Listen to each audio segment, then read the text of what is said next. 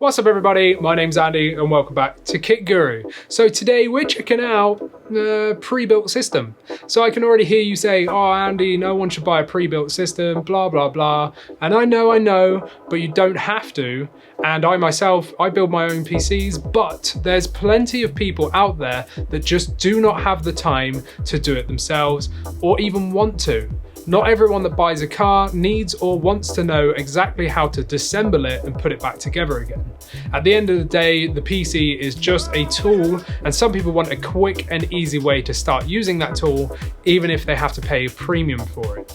Okay, so enough ranting. Before we go on, if you enjoy our content here at Kit Guru, it would mean the world to our team if you supported us for free by smashing that subscribe button below. Our PC today is a Ryzen Zen 2 system made by box.co.uk's new custom system configurator called Cube. The Cube configurator lets you pick a base model system and change it to your liking, or you can even go for a fully custom system from the ground up. Another benefit of Cube is that it only lets you choose items that are currently in stock. Our system here is built using their custom build Corsair iCUE config, and with the exact specification comes in at a pretty hefty £2,183.12. So I know what you're thinking, build it yourself and save.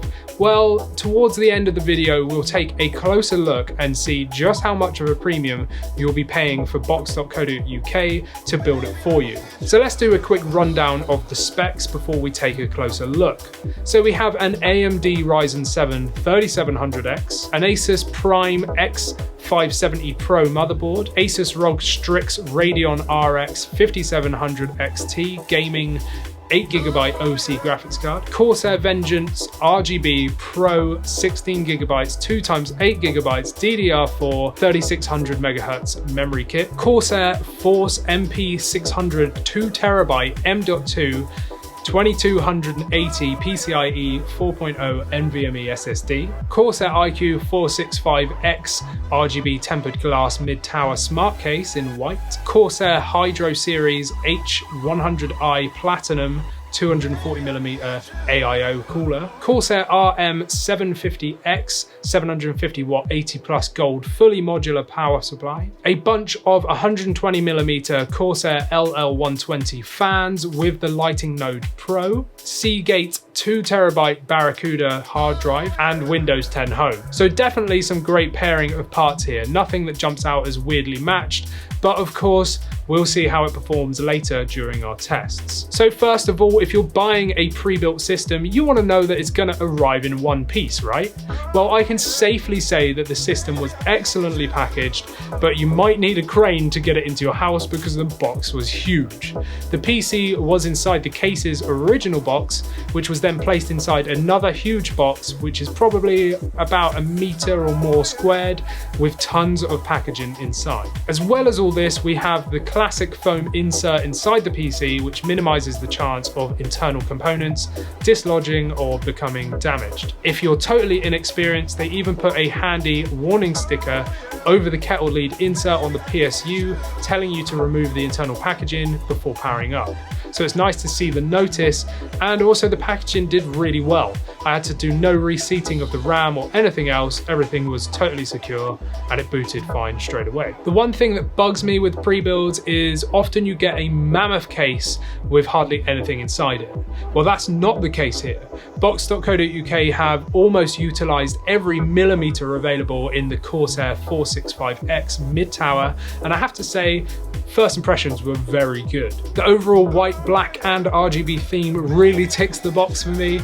I may be slightly biased since both of my own current system builds are white and black themes, but I have to say though, this looks better than what I've done, as they've taken the white theme a step further than I did. The ASUS X570 Pro motherboard has white, black and gunmetal accents. All of our 8 Corsair 120mm fans are white with black accents and RGB of course. Our Corsair Vengeance Pro RGB RAM kits are white.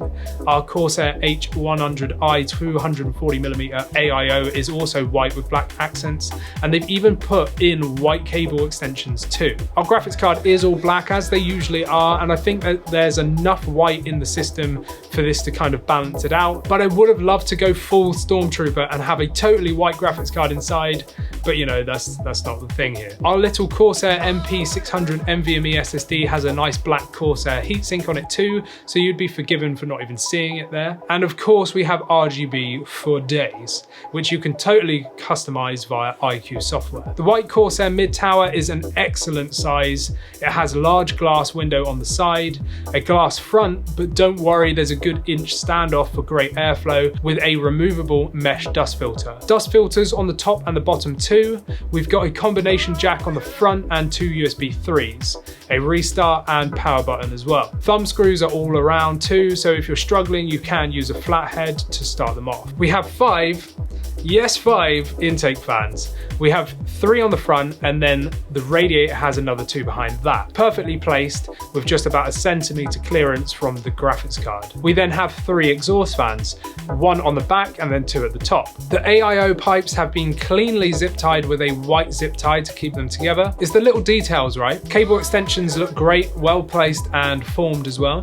If I was being super critical, then the GPU extension combs aren't aligned, and also the zip tie is black instead of white on this one. And that's a little bit of a shame. I'd have liked to see a white tie and the combs level, but that is being super nitpicky. So do you agree? Or if you're paying around £2,200 for a system, do you expect it to be absolutely perfect? Let us know in the comments.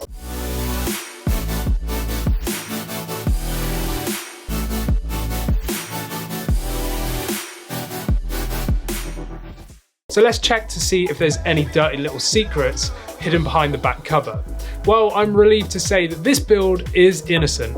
The cable management is truly top class here. Everything is meticulously well placed with its own section, and it's all tied down too. We have our exposed lighting node Pro here, which is well placed and secured as well. Everything looks good to me. Hiding at the bottom of the system is our 750 watt 80+ gold power supply. And what's better is this model is fully modular. We have a 2-bay cage to the left-hand side with our 2TB hard drive inside, but there is room if you want to add another 3.5-inch drive. If you want to add some 2.5-inch drives too, well, that's not a problem because there's mounting brackets on the back as well. Styling-wise and color choices are absolutely spot on in my opinion. Aesthetically, this just looks great to me. There's well-matched parts and they are placed well within the case, utilizing the space correctly. The cable management is very good indeed. I just wish they got that black zip tie on the GPU extension swapped out to white and the combs level. Other than that, I can't actually fault the construction or the part choices. So box also gives you a motherboard box with the spare cables for the modular power supply, as well as manuals and a few extra bits as well. So let's dive into some tests and results. Where possible, we've compared our system against other pre-built systems that we've reviewed previously here at KitGuru. Feel free to pause the video at any point to look at the charts in more detail. So we ran our synthetic tests to stress our graphics card with 3D Mark. Within the TimeSpy results, you can see what we were all expecting, pretty much identical scores to the other 5700 XT systems, and not far off the 2070 results either. Firestrike, we actually took first place, only slightly lower on the physics CPU score. Firestrike Ultra saw third place, and being beaten by an RTX 2080 Super is a pretty good result. These are synthetic tests though, so how does it perform in real world games? Since the graphics card is aimed towards 1080p and 1440p and not 4K, I've benchmarked the games at 1080p and 1440p, choosing the highest possible settings to show you how capable the system is. Remember, you can always lower settings to get better results, but that's not the aim here, we're just seeing what max can get us. Running Call of Duty Modern Warfare, we got an excellent result in both 1440p and 1080p, both easily breaking 100 FPS, which is excellent. Doom Eternal smashes FPS bar out of the park, nearly hitting 300 FPS at 1080p. 1440p is still great at 150 as well. The Division 2 is always a bit of a struggle in comparison, but even on Ultra, we still have playable frame rates. And remember, just dip those settings for better frame rates. The same can be said with Shadow of the Tomb Raider, seeing great scores in 1080p and still very good at 1440p. Finally, we have Resident Evil 2 Remake, over 100 FPS in both resolutions, so very good indeed. GPU temperatures idling around 56C, hitting 80 during 3D Mark and 82 to whilst playing games at 1440p. Moving on to CPU tests, Cinebench R15 gave us an excellent score, placing 4th with our Ryzen 7 3700X, and the exact same for Cinebench R20 coming in at 4th place. Time taken to finish rendering the BMW render in Blender was just under 165 seconds, and that's a very good result. PC Mark 10 shows the computer is more than capable at the task undertaken, and scores are not that far off the other CPUs as well. Running Ada 64 memory benchmark shows a huge dip in write speed performance, but we were expecting this because the system is using an 8-core Zen 2 CPU. 8 cores and below Zen 2 chips have roughly a single write path to the IOD. That gives them half the write speed of the 12-core and above variants, which have the 2 write paths and normal write speeds. Perfectly normal for the 8-core and lower Zen 2 chips, and this doesn't really affect real-world performance that much in general, so don't worry about it too much. CPU temperatures were also good considering the stress that they were under during our tests. We put our SSD through its paces with Crystal Diskmark, which saw great read and write speeds. Noise levels of the system show us it's fairly loud, but do remember there's 8 fans inside this thing, and that's excluding the graphics card fans. Finally, the power draw on our 750 watt PSU shows a huge jump from doing general synthetic tests compared to real world gaming at 1440p. So overall, this system did very well throughout our tests, and we saw nothing out of the ordinary at all, really. It's an all-round winner in my opinion. Whether that's productivity or gaming, it will certainly do the job, and it will do them well. Okay, so let's see roughly what Box are charging for a system like this. Bearing in mind that Box offer a 3-year warranty, collect and return service covering all the parts, plus the Cube configurator states that there is a £100 fee for 10 days standard manufacturing and testing.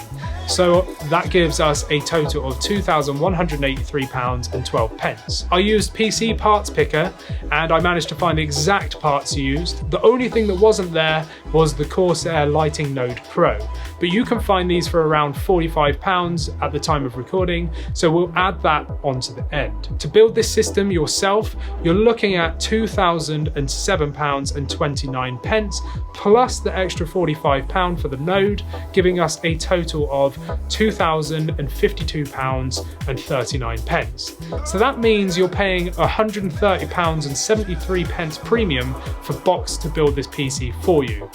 In my opinion, that's absolutely spot on for the quality that you're getting here, plus the excellent packaging during transport, the 3-year warranty, and the ease of customizing the system via the Cube configurator.